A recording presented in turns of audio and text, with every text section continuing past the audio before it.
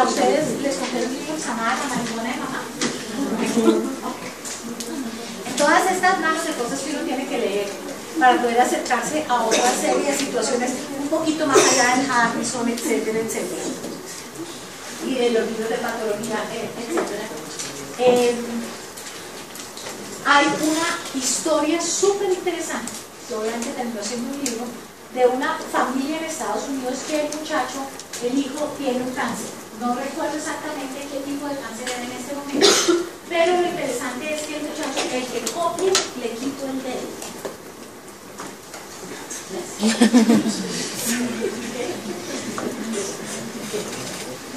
El muchacho lo llevaron a quimio y después de la primera quimio vomitó todo lo que tenía más. Entonces le dieron los antieméticos que se deben formular en quimio, que es 4, por lo que vamos a ver en la clase en qué tipo de receptores funcionan, en la clase de náuseas y vómitos. El muchacho volvió a la quimio y yo no sé si alguno de ustedes ha ido a los sitios donde colocan quimios, que muchas veces son sitios donde hay varios pacientes que están hablando de la quimio está poniendo, etcétera, etcétera. Y vio a alguien al lado y él consideraba que le había puesto la misma quimio y este hombre pues decía cuando le contaban que si había vomitado mucho, no había vomitado nada. Y el muchacho, pero pues obviamente si uno le ha pasado de mal y el otro no le ha pasado tan mal, pues uno le preguntó usted qué hizo. Y el otro le dijo, no, yo estuve fumando marihuana, porque eso sirve para la náuseas y vómitos. Este chino era hijo de una señora súper creyente y que muy estricta en sus cosas, y la marihuana está mal y eso no sé qué, y eso los pone viciosos y pelo largo y tatuajes. Se los digo que todo un hijo de pelo largo y tatuajes, o sea que nada que ver con nada, pelo largo, tatuajes y piercing, ¿okay? Y se llama Dani. Y es fantástico. Eso te voy a decir. Es así de grave. Ok.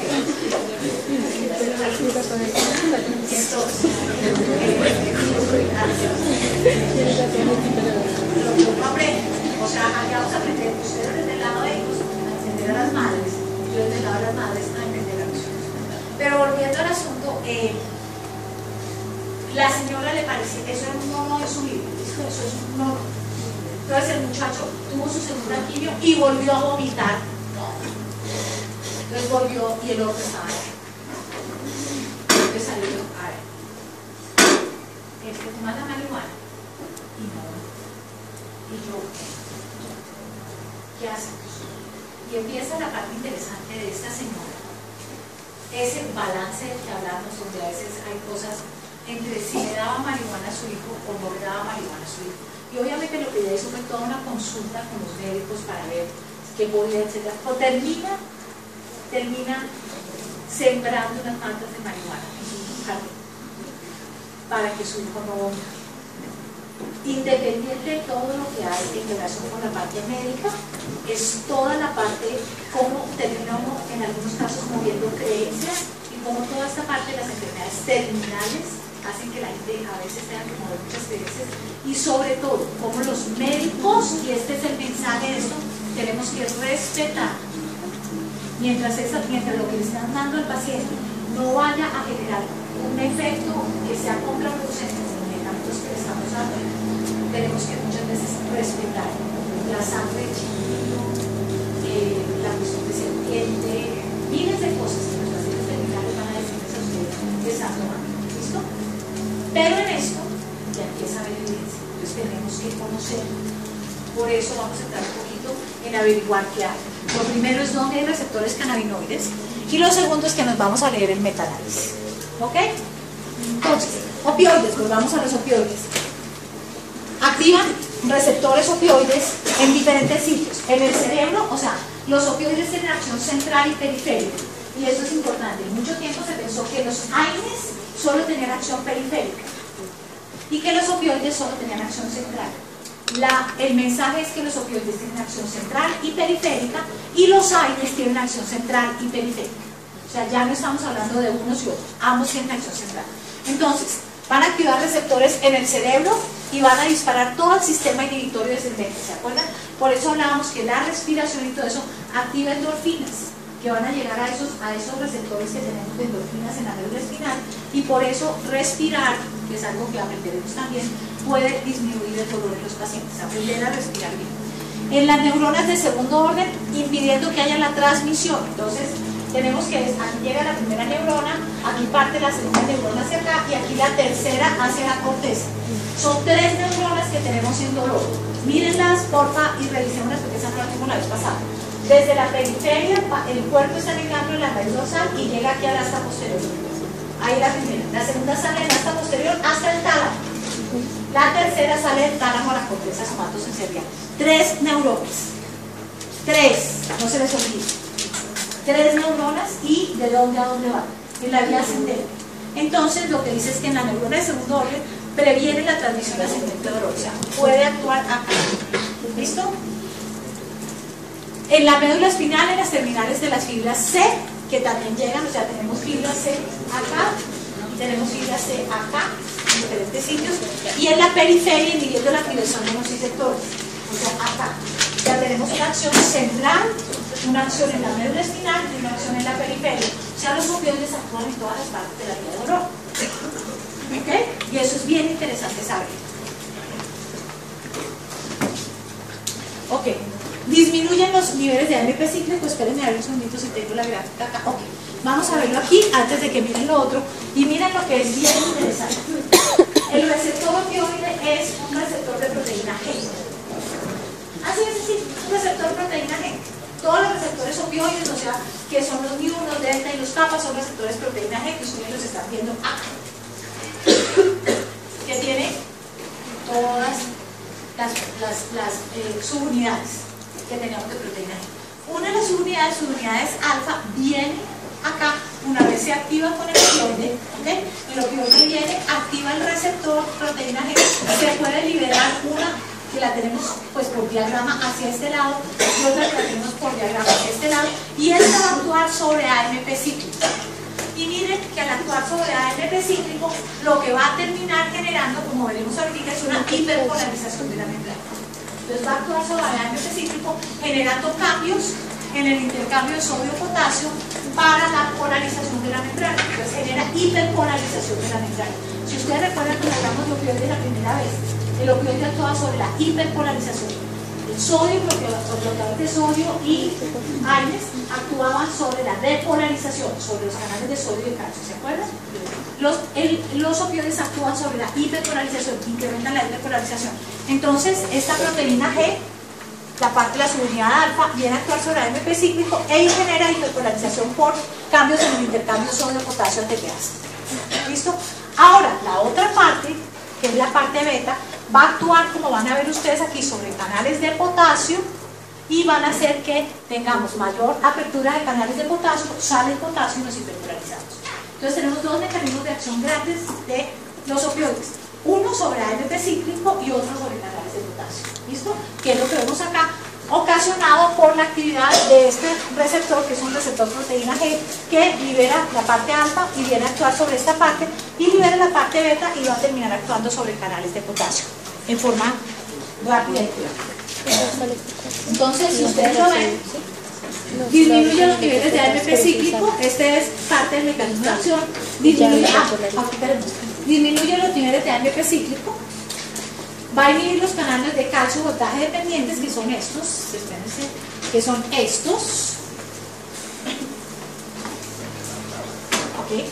Cuando viene la parte, las unidades beta, aquí tenemos toda la parte de canales calcio voltaje dependientes y los va a inhibir y vamos a tener cambios a nivel de NMDA, etc.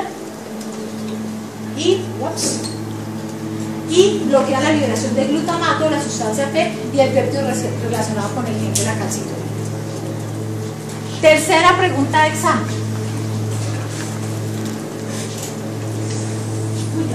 ¿Cuál? Porque uno tiene que ver con la guía de cada uno. 2 tienen que ver con la cloridina.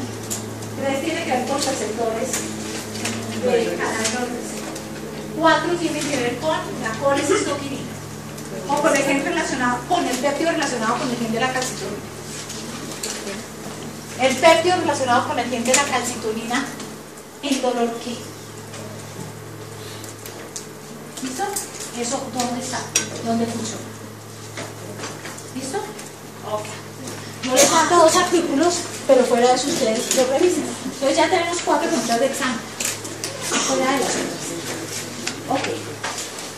Esto es rápidamente, eso ya lo vieron. Siempre que hagamos opioides, tratamos de que sean por vía oral, por horario, de acuerdo a la escalera analgésica y de manera individual. O sea, los medicamentos por vía intramuscular no son medicamentos que nosotros utilicemos con frecuencia. Esta parte la continuamos más adelante y vamos, esta es una parte que tenemos para la parte de groups, que vamos a ver con ustedes más adelante, pero lo que sí me interesa es que miremos esto.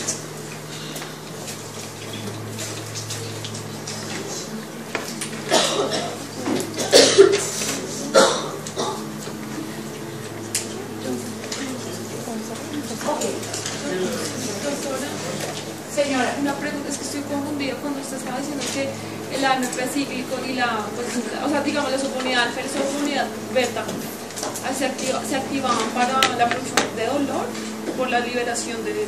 no se activan para la producción de dolor, se activan para generar analgesia. Pero como la hiperpolarización. ¿Qué pasa con el Porque es que usted no quiere el intercambio de sodio-potasio. Ok, 2 minutos que aquí hay una el receptor